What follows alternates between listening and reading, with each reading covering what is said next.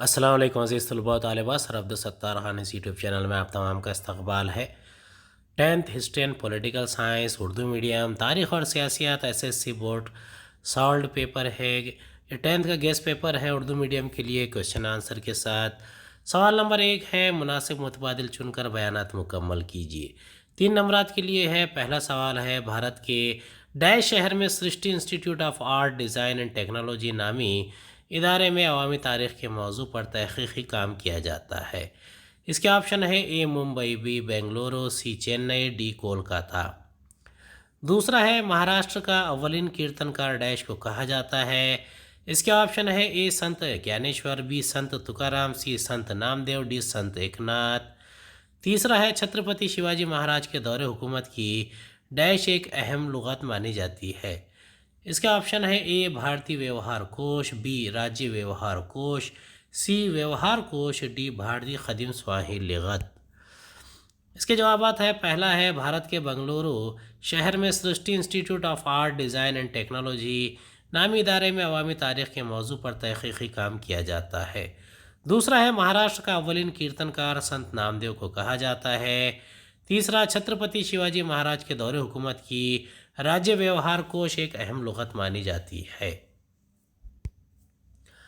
سوال نمبر 1 کا B ہے، ذیل کے ہر گروہ میں سے غلط جوڑی پہچانیے اور لکھیے۔ پہلا ہے ہیروڈوٹس، سیما دا بوا، مائیکل فوکو، رینے ڈیکارٹس۔ دوسرا ہے، بھارت اتہاس سنشودھک منڈل کا قیام۔ دوسرا، ایشیاٹک سوسائٹی کی بنیاد۔ مہاراشٹر میں قوم پرستانہ تاریخ نویسی کو تحریک دینا۔ ہڑپا تہذیب کی دریافت۔ تیسرا ہے، بھارتی سواحلی لغت، مراٹھی انسائکلوپیڈیا، بھارتی تہذیبی لغت، مہاراشٹری گیان کوش۔ اس کے جوابات ہے۔ پہلی کی غلط جوڑی ہے سیما دا بوا، جرمنی۔ دوسرا ہے ہڑپا تہذیب کی دریافت، جیمس مل۔ تیسرا غلط جوڑی ہے مراٹھی انسائکلوپیڈیا، رگھوناتھ بھاسکر گوڑ بولے۔ سوال نمبر 2 کا A ہے، دی گئی ہدایت کے مطابق عمل کیجیے۔ کوئی 2 درج ذیل تصوراتی خاکہ مکمل کیجیے۔ بھارت کی مشہور تاریخی عمارتیں اور مقامات۔ دوسرا ہے، بھارتی ٹیلی ویژن کے ارتقائی مراحل کو زمانی خط پر دکھائیے۔ ممبئی دوردرشن کیندر شروع ہوا، نجی چینلوں کو اجازت ملی۔ تیسرا ہے، درج ذیل تصوراتی خاکہ مکمل کیجیے۔ سیاحت کی قسمیں۔ پہلے کا جواب ہے، بھارت کی مشہور تاریخی عمارتیں اور مقامات، کونارک سوریہ مندر، دہلی کے قریب مہرولی، قطب مینار، ایلورا کیلاش مندر، بیجاپور گول گنبد۔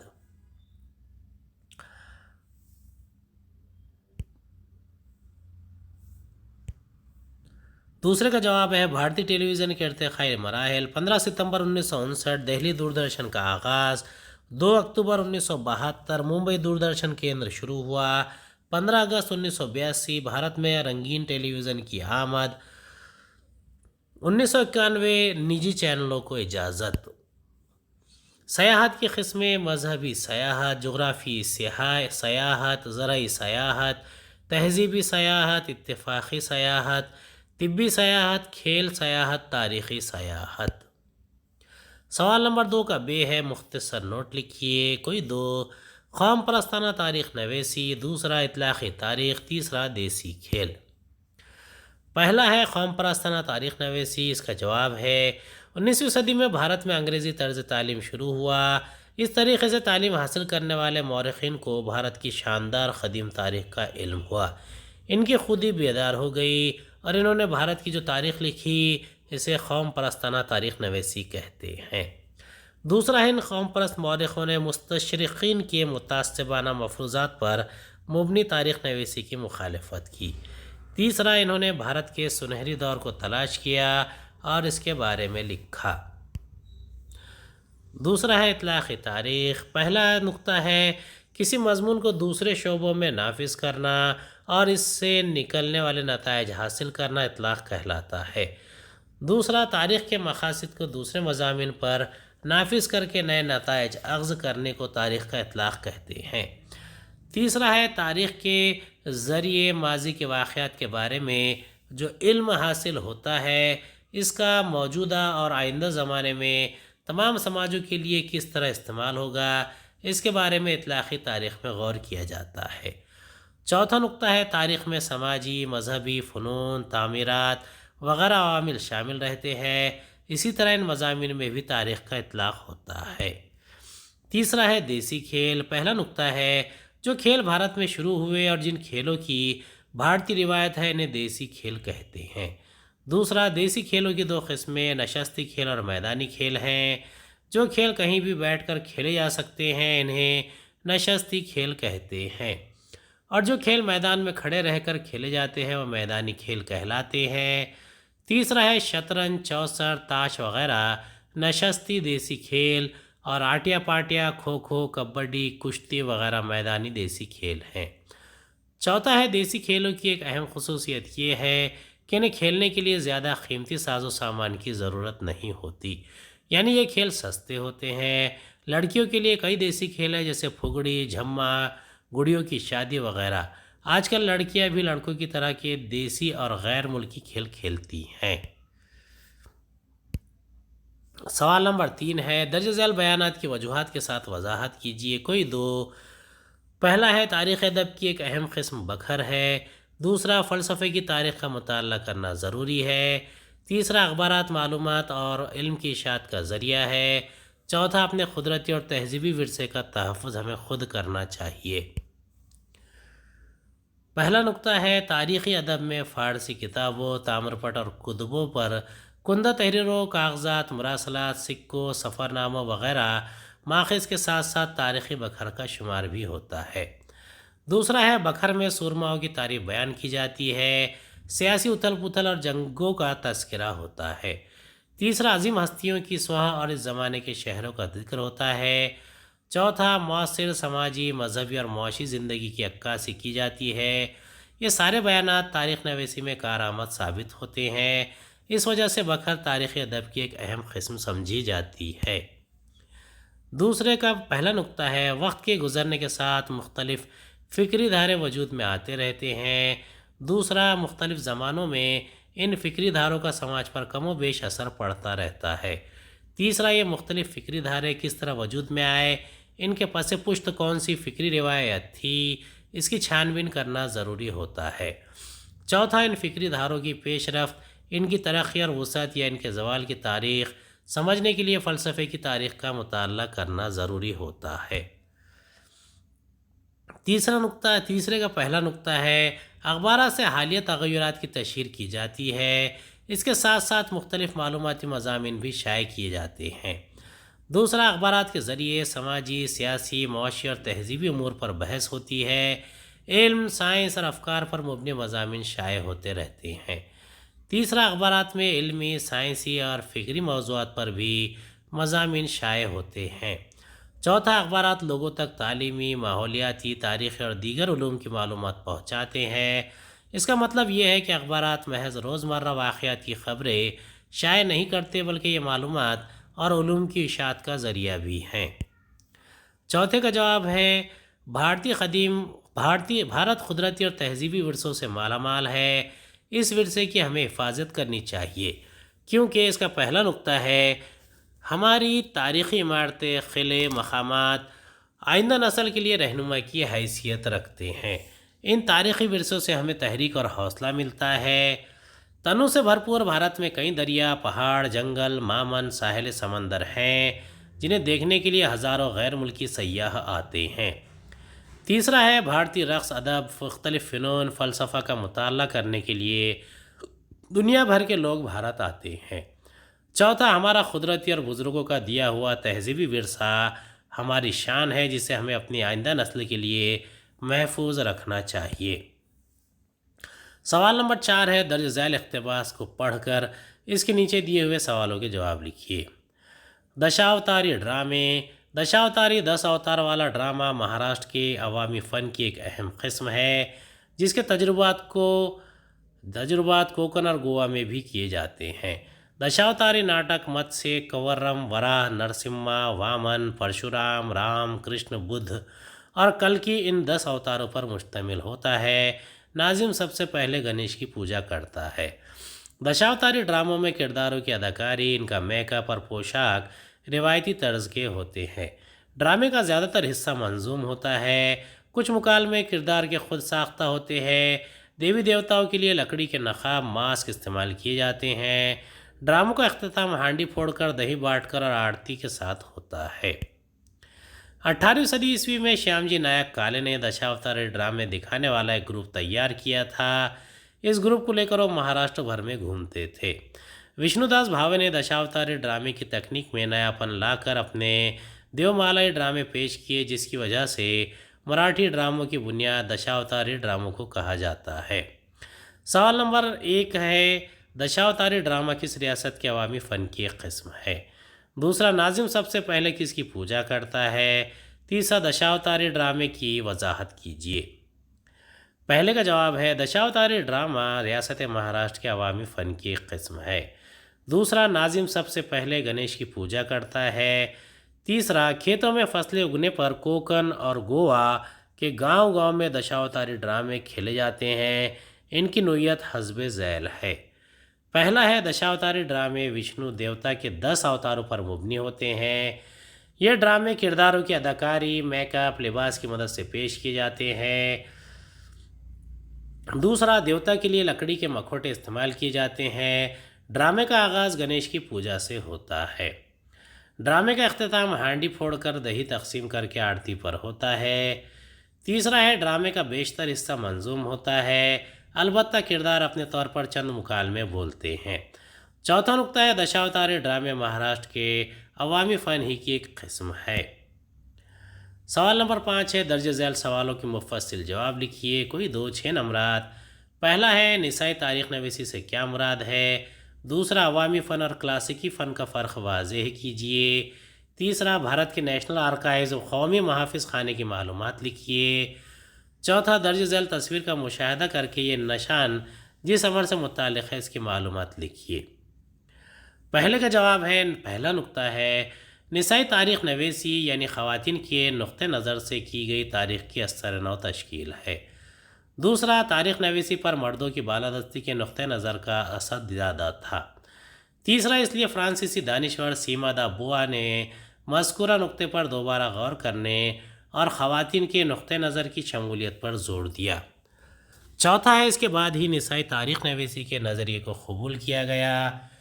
پانچواں، خواتین سے متعلق ملازمت و روزگار، ٹریڈ یونین، خواتین کی خاندانی زندگی، خواتین کے اداروں وغیرہ پر مفصل غور و فکر کرنے کی ابتدا ہوئی۔ چھٹا ہے، 1990 کے بعد خواتین کو ایک علیحدہ سماجی طبقہ تسلیم کر کے تاریخ نویسی پر زور دیا گیا۔ اسی نقطہ نظر کو نسائی تانیسی یا نسائی تاریخ نویسی کہتے ہیں۔ دوسرا ہے، عوامی فن اور کلاسیکی فن کی روایتوں کا فرق۔ پہلا ہے، عوامی فن۔ عوامی فن پتھر کے زمانے سے مسلسل چلی آ رہی روایت ہے۔ کلاسیکی فن کی اتنی طویل روایت نہیں ہے۔ عوامی فن کا اظہار لوگوں کی روزمرہ زندگی گزارنے کا حصہ ہوتا ہے۔ کلاسیکی فن کا لوگوں کی روزمرہ زندگی سے ربط نہیں ہوتا۔ عوامی فنون کسی بھی اصول کے تابع نہیں ہوتے۔ کلاسیکی فنون معیاری اصولوں کے تابع ہوتے ہیں۔ چوتھا نقطہ ہے، عوامی فنون عوام کی عملی شرکت سے وجود میں آتے ہیں اور ان میں بے ساختگی ہوتی ہے۔ کلاسیکی فنون پر عبور حاصل کرنے کے لیے طویل عرصے تک تربیت کی ضرورت ہوتی ہے۔ عوامی فنون پر مقامی ماحول، روایت، پوجا کرنے کے طریقے اثر انداز ہوتے ہیں۔ کلاسیکی فنون پر مقامی روایت کا اثر کم ہوتا ہے۔ مختلف سماجی گروہوں میں مختلف قسم کے عوامی فنون پائے جاتے ہیں۔ اصولوں کی بندش کی وجہ سے کلاسیکی فنون میں مخصوص گھرانے، طریقے اور طرز وجود میں آتے ہیں۔ تیسرے کا جواب ہے، پہلا نقطہ ہے، 1891 میں بھارت کا پہلا محافظ خانہ کولکتہ میں قائم کیا گیا۔ اس کا نام امپیریل ریکارڈ ڈپارٹمنٹ رکھا گیا، جسے ریکارڈز کے تحفظ اور نظم و نسق کی ذمہ داری سونپی گئی۔ یہ آزاد محکمہ تھا، 1911 میں اسے دہلی منتقل کر دیا گیا۔ دوسرا، 1998 میں اس وقت کے صدر جمہوریہ KR نارائنن نے اسے عوام کے لیے کھول دیا۔ اس کا نام تبدیل کر کے قومی محافظ خانہ نیشنل آرکائیوز آف انڈیا رکھا گیا۔ یہ محکمہ حکومت ہند کی وزارت ثقافت کے تحت کام کرتا ہے۔ تیسرا ہے، اس محافظ خانے میں 1748 عیسوی سے ہزاروں اہم خط و کتابت، نقشے، کتابیں اور تصویری کیسٹ ترتیب سے رکھے ہوئے ہیں۔ چوتھا نقطہ ہے انگریزی، عربی، فارسی، ہندی، اردو، سنسکرت زبانوں اور دیوناگری موڑی رسم الخط میں لکھے ہوئے مراسلات کا اندراج کیا گیا ہے۔ پانچواں ہے ان اندراجات کی 4 قسموں: عوامی، قدیم علوم سے متعلق مخطوطات اور نجی خط و کتابت میں درجہ بندی کی گئی ہے۔ اس محافظ خانے کا کام ہے کہ حکومت اور عوام کے مطالبے پر مطلوبہ حوالہ جاتی اشیاء فراہم کرے۔ چھٹا نقطہ ہے بھارت کا یہ قومی محافظ خانہ براعظم ایشیا کا سب سے بڑا محافظ خانہ ہے جو جدید ترین وسائل اور آلات سے لیس ہے۔ چوتھا سوال ہے، اس کا پہلا نقطہ ہے یہ تصویر موجود اولمپک مقابلوں کا علامتی نشان ہے۔ دوسرا، اولمپک مقابلے بین الاقوامی سطح پر ہر 4 سال پر ہوتے ہیں۔ ملک یونان نے دنیا کو اولمپک مقابلوں کا تحفہ دیا ہے۔ تیسرا، قدیم یونان کی شہری ریاست اولمپیا میں ہر 4 سال پر مختلف کھیلوں کے مقابلے ہوا کرتے تھے۔ چوتھا ہے دوڑ، تھالی پھینک، رتھوں اور گھوڑوں کی دوڑ، کشتی، مکے بازی، یہ کھیل یونانیوں نے شروع کیے اور کھیلوں کو باقاعدگی اور اجتماعی روپ دیا۔ پانچواں نقطہ ہے موجودہ اولمپک مقابلے بھی ہر 4 سال پر ہوتے ہیں۔ ان مقابلوں میں شریک ہونا اور فتح حاصل کرنا اعزاز کی بات سمجھی جاتی ہے کیونکہ دنیا بھر کے کھلاڑیوں میں سے یہ اعزاز ملتا ہے۔ چھٹا نقطہ ہے ایک دوسرے میں پھنسے ہوئے 5 دائرے اولمپک مقابلوں کا علامتی نشان ہے۔ یہ دائرے 5 براعظموں کی نمائندگی کرتے ہیں۔ یہ دوستی، خیر سگالی، رشک اور امن اور اجتماعی جذبے کی علامت ہیں۔ سوال نمبر 6 کا پہلا ہے ذیل کے کس قانون کے ذریعے خواتین کو اپنی آزادی برقرار رکھنے اور ذاتی ترقی کے لیے سازگار ماحول فراہم کیا گیا؟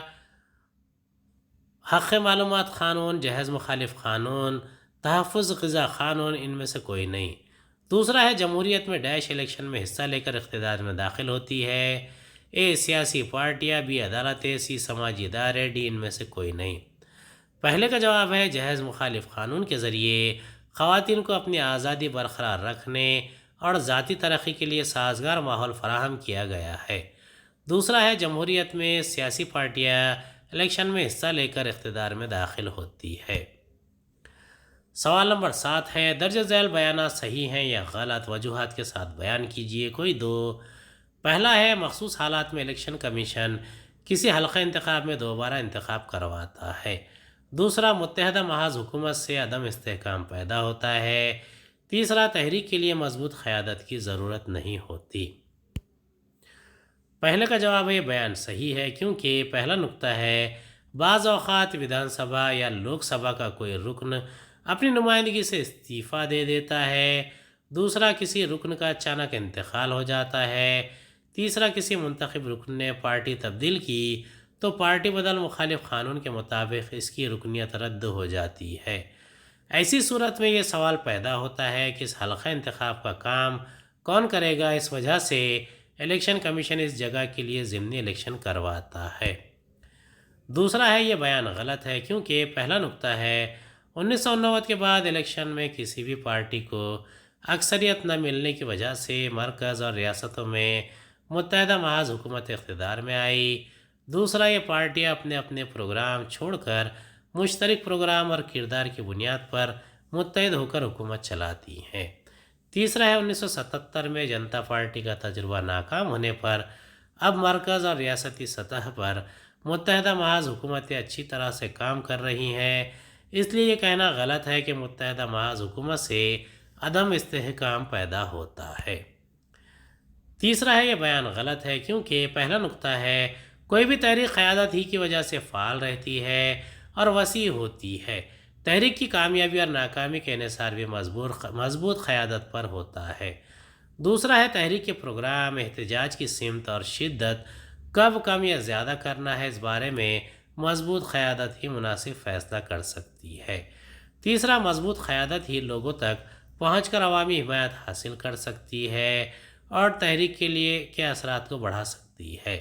اس وجہ سے تحریک کے لیے مضبوط قیادت کی ضرورت ہوتی ہے۔ سوال نمبر 8 کا یہ ہے درج ذیل تصورات کو واضح کیجیے، کوئی 1-2 نمبر کے لیے۔ پہلا ہے محفوظ نشستوں سے متعلق پالیسی، دوسرا قومی پارٹی۔ محفوظ نشستوں سے متعلق پالیسی۔ پہلا نکتہ ہے بھارتی سماج کے بعض گروہ برسہ برس سے سماجی انصاف سے دور رہے، تعلیم اور روزگار کے مواقع سے طویل عرصے سے محروم ہیں۔ دوسرا ہے آزادی کے بعد ایسے گروہوں کو بنیادی دھارے میں لانا ضروری تھا۔ اس بنا پر دستور سازوں نے درج فہرست ذاتوں اور قبائل کے لیے تعلیم اور سرکاری ملازمتوں میں کچھ نشستیں محفوظ کرنے کی پالیسی اختیار کی۔ تیسرا، اس کے بعد پارلیمنٹ نے دیگر پسماندہ طبقات کے لیے بھی محفوظ نشستوں کی توضیع کی۔ چوتھا، محفوظ نشستوں کی پالیسی کی وجہ سے سماج کے محروم طبقات کو انصاف ملا اور انہیں ترقی کرنے کے مواقع بھی ملے۔ دوسرا ہے قومی پارٹی۔ قومی سطح پر فعال پارٹی کو قومی پارٹی کہتے ہیں۔ قومی پارٹی کی حیثیت سے منظوری حاصل کرنے کے لیے الیکشن کمیشن نے درج ذیل شرائط طے کیے ہیں۔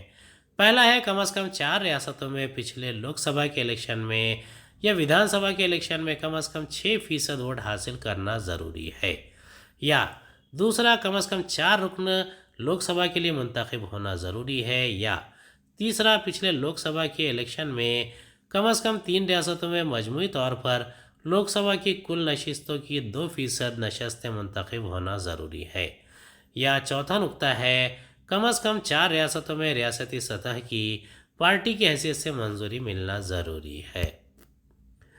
سوال نمبر 8 کا بی ہے، دی ہوئی ہدایت کے مطابق عمل کیجیے کوئی ایک انتخابی عمل میں الیکشن کمیشن کا کردار۔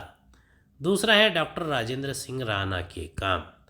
پہلے کا جواب ہے انتخابی عمل میں الیکشن کمیشن کا کردار: انتخابی حلقے تشکیل دینا، ووٹر لسٹ تیار کرنا، الیکشن کا اعلان کرنا، امیدواروں کے عریضے قبول کرنا اور چھان بین کرنا، رائے دہی کا انتظام کرنا، ووٹوں کی گنتی اور نتائج کا اعلان کرنا۔ ڈاکٹر راجندر سنگھ رانا کے کام: پشتیں تعمیر کر کے پانی کا تحفظ، جنگلات کا تحفظ، جنگلاتی زندگی کا تحفظ، دریاؤں کو دوبارہ زندگی۔ سوال نمبر 9 ہے، درج ذیل سوالوں کے مختصر جواب لکھیے کوئی ایک۔ 2 نمبر، عدالت کے کن فیصلوں کی وجہ سے خواتین کی عزت اور وقار کا تحفظ ہوا؟ دوسرا، سیاست میں مجرمانہ عناصر کے شامل ہونے سے کون سے اثرات ہوتے ہیں؟ پہلے کا جواب ہے عدالت کے وقتاً فوقتاً دیے گئے فیصلوں کی وجہ سے خواتین کی عزت اور وقار کے تحفظ میں مدد ہوئی ہے۔ پہلا نکتہ ہے مردوں کو طلاق شدہ عورتوں کو نان و نفقہ ادا کرنے اور یکساں کام کے لیے عورتوں کو مردوں کے برابر تنخواہ دینے کے قانون پر عدالت نے مہر لگائی ہے۔ دوسرا ہے باپ کی جائیداد میں شادی شدہ بیٹیوں کا مساوی حصہ ہے۔ عدالت کے اس فیصلے کی وجہ سے عورتوں کو مالی تحفظ حاصل ہوا۔ تیسرا ہے تمام عبادت گاہوں میں عورتوں کو داخل ہونے کی آزادی ہوگی۔ عدالت کے اس فیصلے کی وجہ سے تمام مذاہب کی عورتوں کو عزت حاصل ہوئی۔ چوتھا ہے کھاپ پنچایت کے اختیارات کو عدالت نے باطل قرار دینے کی وجہ سے عورتوں پر عائد کی جانے والی بندشیں دور ہوئی اور انہیں انصاف ملا۔ دوسرا ہے سیاست میں مجرمانہ عناصر کے شامل ہونے سے درج ذیل اثرات ہوتے ہیں۔ پہلا نکتہ ہے سیاست میں پیسے اور غنڈہ گردی کی اہمیت اور بالادستی بڑھتی ہے۔ دوسرا، انتخابات کے وقت تشدد کا استعمال ہونے سے آزادانہ ماحول میں انتخابات کروانا ممکن نہیں ہوتا۔ تیسرا، دہشت کا ماحول بن جانے سے حکومتی سرگرمیوں میں لوگوں کی شرکت کم ہو جاتی ہے۔ چوتھا، رواداری ختم ہو جاتی ہے جس کی وجہ سے جمہوریت پروان نہیں چڑھتی۔ امید ہے آپ کو ہمارا ویڈیو پسند آیا ہوگا۔ اگلی ویڈیو میں دوبارہ ملاقات ہوگی۔ خدا حافظ۔